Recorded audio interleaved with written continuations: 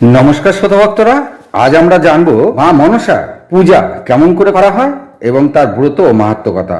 খুব মন দিয়ে শুনবেন, ভিডিওটা একটু বড় হতে চলেছে আর বেশ কিছু মা মনসার দুর্লভ তথ্য আজকে আমি আপনাদের জন্য এক জায়গায় করে নিয়ে এসেছি। পুরো ভিডিওটা যদি আপনারা শোনেন তাহলে আমার এই কষ্ট সার্থক হবে। তো শ্রোতা ভক্তরা, মন দিয়ে শুনবেন মা মনসা সম্বন্ধে কিছু দুর্লভ ও অজানা তথ্য। তো শ্রোতা ভক্তরা, আগামী 17ই আগস্ট মনসা মায়ের পুজো। মনসা মায়ের পুজো কেন করা হয়?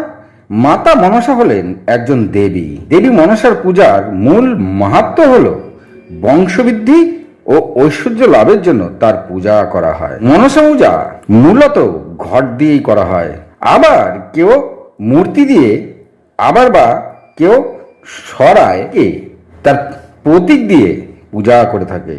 মাতা মনসা হলো নাগরাজ বাসুকীর বোন, আর কথিত আছে তিনি ঋষি জরৎকারের স্ত্রী। মা মনসার বেশ কিছু নামে পরিচিত, যেমন বিষহরী বা বিষহরা, নিত্যা ও পদ্মাবতী। পুরাণ কথা অনুসারে মনসা হলেন মহাদেবের স্বীকৃত কন্যা বা জরৎকারের স্ত্রী। তো সভাভক্তরা, এখানে ছোট্ট করে আমি একটা কথা বলি। ব্রহ্মপুরাণে বা দেবী পুরাণে উল্লেখ রয়েছে, একবার দেবাদিদেব মহাদেব এক পদ্ম ফুলের ওপরে মাতা পার্বতীকে দেখতে পান, আর মাতা পার্বতীর ওই রূপ দেখে কথিত আছে দেবাদিদেব মহাদেবের অন্তরস স্খলন হয়। সেই অন্তরস সেই পদ্ম ফুলের নালি দিয়ে পাতালে এসে পড়ে, আর তা এক সুন্দর কন্যা রূপে তার জন্ম হয়। তখন সেখানে বাসুকীনাগ সেই কন্যাকে দেখতে পান, আর সেই কন্যাকে তিনি তার রাজ্যে নিয়ে এসে নিজের বোনের ন্যায় তাকে বড় করতে থাকেন। আর সেই কন্যা ছোট থেকেই দেবাদিদেব মহাদেবের প্রচন্ড ভক্ত, তার পূজা অর্চনা, তার তপস্যা করতে থাকেন। এইভাবে একদিন যুবতী হলে একদিন মা মনসা কৈলাসে আসেন, আর সেখানে দেবাদিদেব মহাদেব মনসাকে দেখে তার মনে প্রেম ভাব জাগ্রত হয়। এটা মা চণ্ডী এগুলো সব দেখছিলেন, আর তিনি তা পছন্দ করেননি। কথিত আছে মা চণ্ডী সেই কারণে দেবী মনসার একটি চোখ কানা করে দিয়েছিলেন। আর মা মনসাকে বিবাহ করতে চাইলে মা মনসা মহাদেবকে যখন সমস্ত কিছু খুলে বললেন, তখন মহাদেব তার ভুল বুঝতে পারলেন। তো শ্রোতাভক্তরা, এটা ছিল একটা ছোট্ট কথা। পুরাণ কথা অনুসারে মনসা হলেন মহাদেবের স্বীকৃত কন্যা ও জরৎকারের স্ত্রী।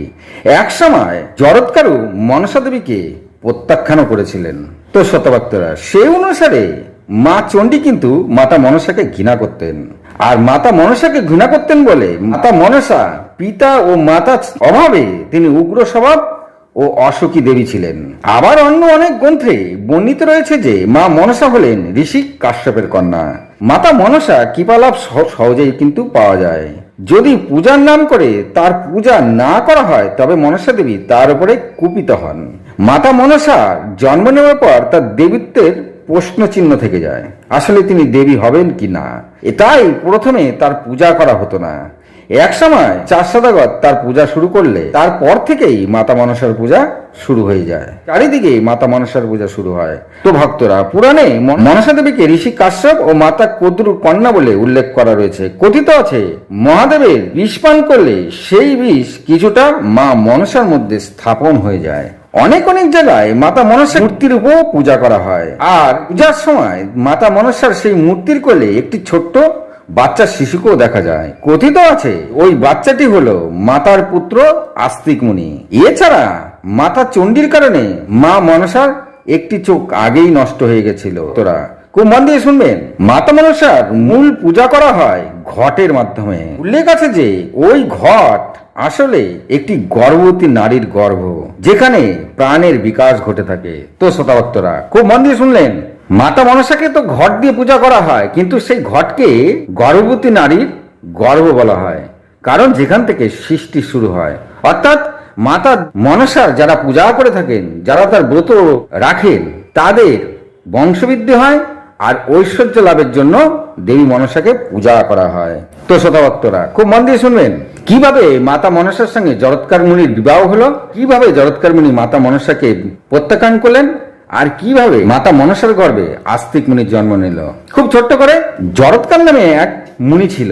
তিনি ছিলেন খুবই তপস্বী। তিনি কোনো খাদ্য খাওয়ারই খেতেন না, তিনি বায়ু ভক্ষণ করে তপস্যা করতেন। এমনই তপস্যা করতে করতে একদিন তিনি চিন্তা করলেন, অনেকদিন তিনি এই তপস্যার জায়গা ছেড়ে বের হননি। তাই তিনি বেরিয়ে জঙ্গলের এদিক ওদিক ঘুরতে তিনি একটি গুহার মধ্যে ঢুকে পড়লেন। গুহার মধ্যে ঢুকে পড়তেই তিনি দেখলেন সেখানে বেশ কিছু ব্যক্তি উল্টো ঝুলে আছে। তখন জরৎকার মুনি তাদেরকে জিজ্ঞাসা করলেন, আপনারা কারা আর এখানে এরকম উল্টোই বা ঝুলে আছেন কেন? তখন সেখান থেকে একজন বলল, আমরা হলাম যাযাবর ঋষি, আর আমাদের বংশের মাত্র একজনই বেঁচে আছে, তার নাম জরৎকার। এই জরৎকার এতটাই মূর্খ, এতটাই মূঢ় যে সে বিবাহ এখনো করেনি, আর তার পূর্বপুরুষদের তিনি উদ্ধার করেননি। তখন জরৎকার মুনি দুহাত জোর করে সেই উল্টে চলা ব্যক্তিদের উদ্দেশ্যে বললেন, আমিই হলাম সেই জরৎকার, আমিই হলাম আপনাদের সেই মূঢ় ব্যক্তি। তখন ওই ব্যক্তিরা বলল যে শীঘ্রই তুমি বিবাহ করে আমাদেরকে উদ্ধার করো, আমাদের বংশে তুমি ছাড়া আর কেউ নেই। তখন জরৎকার মুনি তাদেরকে কথা দিলেন, নিশ্চয়ই আমি বিবাহ করে আপনাদের উদ্ধার করব। তবে আমি সিদ্ধান্ত নিয়েছিলাম আমি কখনোই বিবাহ করব না, আর যেহেতু আপনাদের জন্য আমি বিবাহ করব, তাই এই সংসারে যার নাম জরৎকার হবে তাকেই আমি বিবাহ করব। সে কথা শুনে সেই ব্যক্তিরা বলল, যা করবার তাড়াতাড়ি করো। তারপরে জরৎকার মুনি বিভিন্ন জায়গায় বিবাহ করবার জন্য তিনি স্ত্রী খুঁজতে থাকলেন, কিন্তু কোথাও তার নাম অনুসারে কোনো স্ত্রী তিনি পেলেন না। তাই একদিন ভীষণ রাগ করে এক বনের সামনে দাঁড়িয়ে চিৎকার করে করে বলতে থাকলেন, এমন কোন স্ত্রী আছে যার নাম জরৎকার, তাকে আমি বিবাহ করতে চাই। এইভাবে যখন তিনি চিৎকার করছেন তখন সেখানে বাসুকী নাগ এসে উপস্থিত হলো। তিনি বললেন, আমার বোনের নাম জরৎকার, আপনি তাকে বিবাহ করুন। তখন বলল, নিয়ে আসো দেখি তোমার বোনকে। তো শ্রোতা ভক্তরা, তখন বাসুকী তার বোন মনসাকে সেখানে নিয়ে এসে হাজির করলেন। মনসা দেখতে অতীব সুন্দরী ছিল। জরৎকার সে মনসা দেবীকে দিকে তাকিয়ে বললেন, তোমার নাম কি জরৎকার? তখন বাসুকী নাগ বলল, হ্যাঁ, আমার বোনের আসল নাম জরৎকার, কিন্তু সবাই মনসা বলে পরিচিত। তখন জরৎকার মুনি বাসুকী নাগকে বলল, তুমি বানিয়ে বলছো না তো? তখন বাসুকী নাগ বলল, না, আমি বানিয়ে বলছি না, এটি আমার বোন আর এর আসল নাম হচ্ছে জরৎকার। তখন জরৎকার মুনি বলল যে আমি তোমার বোনকে তো বিবাহ করব, কিন্তু আমার ঘর নেই, চুলো নেই, কিভাবে আমি সংসার চালাবো? তখন বাসুকী নাগ অভয় দিলেন যে আপনি আমার বোনকে বিবাহ করুন। আমার বোনের কুণ্ডলিতে জরৎকার নামে একজন ঋষির সঙ্গে বিবাহের কথাই উল্লেখ রয়েছে, আর আপনি হলেন সেই ঋষি, অর্থাৎ আপনাকে তো বিবাহ করতেই হবে। আর যেহেতু আপনার ঘর নেই, দুয়ার নেই, তাই আপনি আমার রাজ্যেই থাকবেন, আমি আপনাকে থাকবার সমস্ত ব্যবস্থা করে দেব। তখন জরৎকার মুনি বলল, তবে আমার একটি শর্ত আছে, আমি তোমার রাজ্যে তোমার কাছে থাকবো, তবে যেন আমার কোনো অবহেলা না হয়। যদি একবারও আমাকে অবহেলা করে তবে কিন্তু আমি তখনই সেখান থেকে চলে যাব। সেই কথা মা মনসা মেনে নিলেন। এরপরে বাসুকী নাগ জরৎকার মুনি আর বোন মনসা ধুমধাম করে বিয়ে দিয়ে দিলেন এবং তিনি জরৎকার মুনিকে নিজের কাছে রেখে দিলেন। এমনি ভাবে জরৎকার মুনি দিনের পর দিন তিনি সেখানেই থেকে তার তপস্যা করতে থাকলেন, আর মা মনসা জরৎকার মুনির খুবই সতর্কের সাথে সেবা যত্ন করতে থাকলেন। কারণ মা মনসা জানতেন যে একদিনও যদি তাকে অবহেলা করা হয় তার স্বামী চলেই যাবে। তো এমন একদিন জরৎকার মুনি দুপুরে শুয়েছিলেন, আর শুতে শুতে সন্ধ্যা হতে চলল। তখন মা মনসা চিন্তা করলেন, যদি সন্ধ্যা হয়ে যায় আর তার স্বামী জরৎকার যদি সন্ধ্যা আহ্নিক না করতে পারে সেটা মহাপাপ, আর যদি আমি স্বামীকে জাগ্রত করি তাহলে আমার স্বামী যা বলেছিল তার অবহেলা করা হবে। মা মনসা অনেক ভাবলেন, আর শেষে তিনি চিন্তা করলেন, ধর্ম বলে যে স্বামীকে জাগিয়ে তার আহ্নিক করা, না হলে তার পাপ হবে। সেই কারণে মা মনসা জরৎকার মুনিকে ডাকলেন, আর জরৎকার মুনিকে ডাকতেই ঘুমের থেকে উঠেই জরৎকার মুনি মা মনসার উপরে চিৎকার চেঁচামেচি করতে থাকলেন। তখন মা মনসা বললেন, সন্ধ্যা হতে চললো স্বামী, আপনি সন্ধ্যা আহ্নিক করবেন না? তখন জরৎকার মুনি বলল, তোমাকে কে বলেছে সন্ধ্যা হতে চললো? তখন জরৎকার মুনি সূর্যদেবকে বললেন, আমি কি সন্ধ্যা আহ্নিক করার আগে আপনি চলে যাবেন? সূর্যদেব বলল, সেই শক্তি আমার নেই, আপনি যতক্ষণ না সন্ধ্যা আহ্নিক করবেন ততক্ষণ আমি অস্ত যাব না। তখন জরৎকার মুনি সন্ধ্যাকে ডাকলেন। সন্ধ্যা আসতেই বলল, আমার সন্ধ্যা আহ্নিক না পূর্ণ হতেই তুমি কি নামবে? তখন সন্ধ্যা দেবী বলল, না, আপনি যতক্ষণ না সন্ধ্যা আহ্নিক করবেন ততক্ষণ আমি নামবো না, আর সূর্য অস্ত না গেলেও আমি কেমন করে নামবো? এই কথা শুনে মা মনসা থরথর করে কাঁপতে থাকলেন। তিনি বুঝলেন তার ভুল হয়ে গেছে। তখন জরৎকার মুনি মা মনসার দিকে রাগত দৃষ্টিতে তাকাতে মা মনসা বারবার বিনতি করতে থাকলেন। তখন এখানে বাসুকী নাগ এসে উপস্থিত হলো। বাসুকী নাগকে জরৎকার মুনি বলল, তোমার বোন আমার অবহেলা করেছে, আমি ঘুমিয়েছিলাম, আমাকে ডেকেছে সন্ধানিক করার জন্য। সূর্যের ক্ষমতা আছে, আমার সন্ধানিক না হলেই সে অস্ত চলে যাবে। বাসুকী নাগ বুঝলো মহা ভুল হয়ে গেছে। বাসুকী নাগ আর মা মনসা অনেক কাকুতি মিনতি করলেন। জরৎকার মুনি কিছুতেই মানবেন না। তখন বাসুকী নাগ বলল, আপনার তো বিবাহ হয়েছে, আপনার পূর্বপুরুষদের উদ্ধার করতে হবে। মা মনসার গর্ভে তো, আমার বোনের গর্ভে তো এখনো কোনো সন্তান নাই। তখন জরৎকার মুনি ভাবলো, ঠিক তো। তখন তিনি মা মনসাকে নিজের কাছে ডেকে তার নাভিতে হাত দিলেন। নাভিতে হাত দেওয়াতেই মা মনসা গর্ভবতী হলেন। তখন জরৎকার মুনি বলল, এই পুত্রই জন্ম নেবার পর আমার পূর্বপুরুষকে উদ্ধার করবে আর তোমাদের মুখ উজ্জ্বল করবে। এই বলে জরৎকার মুনি সেখান থেকে রাগ করে ঘনন করে হাঁটতে হাঁটতে চলে গেলেন। তো শ্রোতাভক্তরা, স্বামী চলে যাওয়াতে মা মনসা খুবই দুঃখী ছিলেন। তিনি কি করবেন? তখন বাসুকী নাগ বলল, তুমি আমার এখানেই থাকো। তো শ্রোতাভক্তরা, মা মনসা বেশ কিছুকাল বাসুকী নাগের কাছে থাকলো। তিনি চলে আসলেন কৈলাসের শিব মহাদেবের কাছে। সেখানেই তিনি বাচ্চা প্রসব করলেন। পুত্রের নাম দিলেন আস্তিক মুনি। আস্তিক। তো শ্রোতাভক্তরা, আস্তিক মুনির কথা আপনারা অনেকে শুনেছেন। এই আস্তিক মুনি কৈলাসে জন্মগ্রহণ করে সেখানেই বড় হতে থাকলো। আর এই আস্তিক মুনি বড় হয়ে তার পূর্বপুরুষদের উদ্ধার করলেন। এছাড়া এই আস্তিক মুনি যখন পরীক্ষিতের পুত্র জন্মেজয় নাগকুল ধ্বংস করার জন্য সর্পনিধন যজ্ঞ শুরু করেছিলেন, তখন সেখানে সমস্ত সর্প একে একে জ্বলে পুড়ে ছাই হয়ে যাচ্ছিল। তখন নাগেদের বাঁচাতে, তাদের অস্তিত্ব রক্ষা করতে আস্তিক মুনি এসে জন্মেজয়কে বোঝালেন যে একজন নাগের জন্য তুমি সমস্ত নাগকে মারতে পারো না। তখন জন্মেজয় তার ভুল বুঝতে পারলেন। তিনি চিন্তা করলেন, ঠিকই তো, পিতাকে মাত্র একটি নাগ কামড়িয়েছিল আর আমি সমস্ত নাগকুলকে নিধন করার জন্য উঠে পড়ে লেগেছি। আমার বড় ভুল হয়ে গেছে। সেই অনুসারে জন্মেজয় সেই যজ্ঞ সেখানেই বন্ধ করলেন। তো শ্রোতাভক্তরা, সেই সময় নাগকুলের অর্ধেক সর্ব নিধন হয়ে গিয়েছিল আর বাকি নাগরা তখন বেঁচে গেল আস্তিক মুনির জন্য। তখন নাগেরা সবাই মিলে আস্তিক মুনিকে আশীর্বাদ করলেন যে তোমার নাম যখন কেউ নেবে তখন আমরা তাকে ছোবও না। তো শ্রোতাভক্তরা, খুব মন দিয়ে শুনবেন।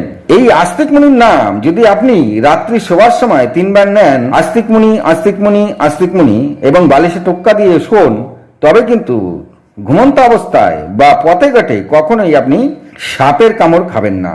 তো বোঝা গেল, এই আস্তিক মুনির আশীর্বাদ করেছিলেন নাগেরা। আর এর জন্য এই আস্তিক মুনির নাম করলে নাগেরা তার ধারে কাছে থাকে না। শ্রোতাভক্তরা, এই মাতা মনসার মূল পূজা হয় ঘট দিয়ে। অর্থাৎ মাতা মনসার মূল পূজা শুরু হয়েছিল ঘট দিয়ে, যা 4 সদাগর প্রথম তার পূজা করেছিলেন বাম হস্তে ঘট দিয়ে। আর সেই অনুসারে ঘট পূজাই হচ্ছে মূল পূজা। এছাড়া সরার মধ্যে অঙ্কিত করা নাগেদেরও পূজা করা হয়ে থাকে, কিন্তু অনেক অনেক জায়গায় তার ঘটের সঙ্গে মূর্তিরও পূজা করা হয়ে থাকে। এই পূজা বর্ষাকালে যখন সাপেদের খুবই উৎপাত বেড়ে থাকে, তার হাত থেকে বাঁচতে এই পূজা বাংলার ঘরে ঘরে হয়ে থাকে। এছাড়া মাতা মনসার পূজা সৃষ্টি ও ঐশ্বর্যের কারণে হয়ে থাকে।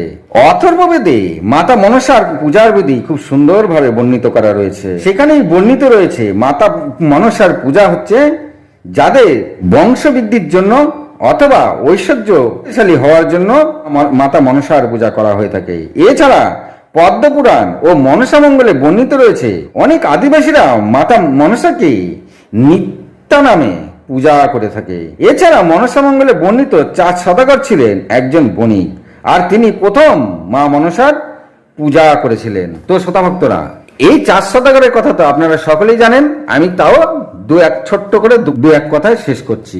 যখন মাতা মনসা মহাদেবের কাছে তিনি বলেন যে আমাকে দেবী রূপে কেউ মান্য করছে না, তখন দেবাদিদেব মহাদেব মাতা মনসাকে বললেন, মর্তে দেখো কে সবচেয়ে বড় ধর্মনিষ্ঠ, তাকে দিয়ে তুমি পূজা করাও, তবেই মর্তে সবাই তোমার পূজা করবে আর তুমি দেবী রূপে ভূষিত হবে।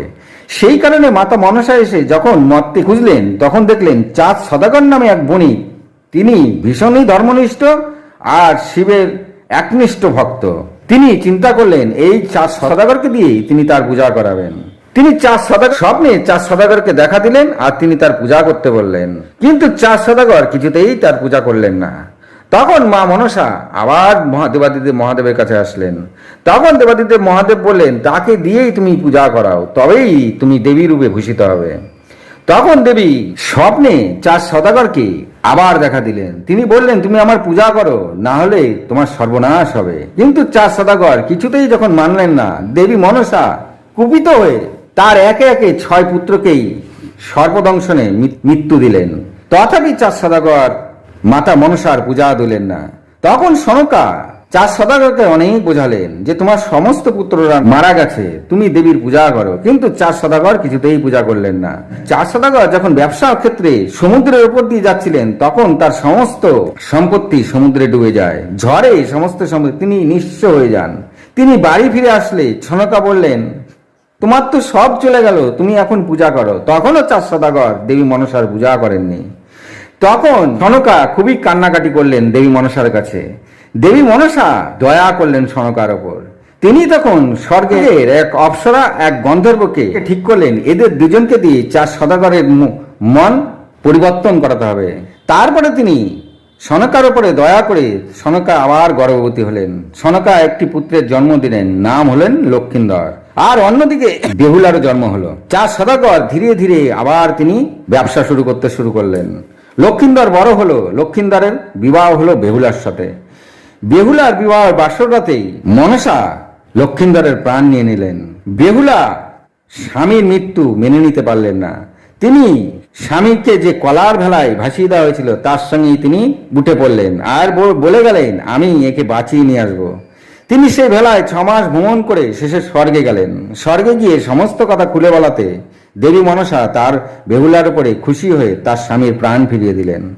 আর দেবী মনসা বললেন, যাও গিয়ে তোমার শ্বশুর মশাইয়ের মন পরিবর্তন করো, আমি তো তোমার স্বামীর প্রাণ ফিরিয়ে দিলাম। বেহুলা কথা দিয়ে গেলেন। আর সেই অনুসারে যখন লক্ষিন্দরকে নিয়ে বেহুলা চার সদাগরের ঘরে আবার ফিরলেন, তখন সনকা খুবই খুশি হলেন।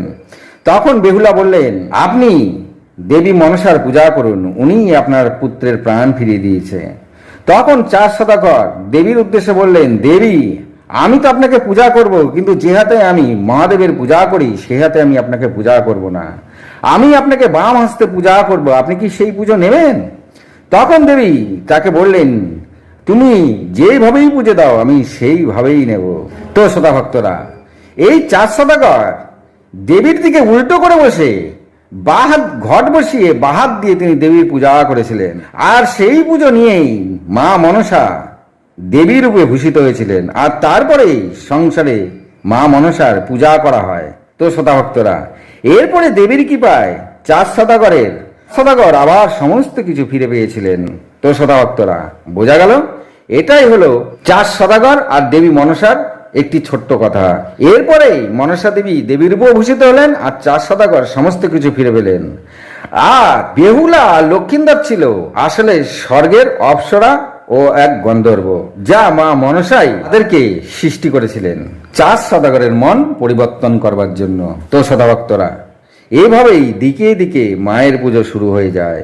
একদিকে এই মা মনসা ছিল কশ্যপের মনস্কন্যা, অন্যদিকে ছিল দেবাদিদেব মহাদেবের স্বীকৃত কন্যা। এই অমৃত দুর্লভ কথা যদি ভালো লাগে তবে একটি লাইক, একটি সাবস্ক্রাইব, একটি কমেন্ট করবেন। কমেন্টেই অবশ্যই মা মনসা বলে কমেন্ট করবেন। আজ এই পর্যন্তই। ভালো থাকুন, সুস্থ থাকুন, নমস্কার।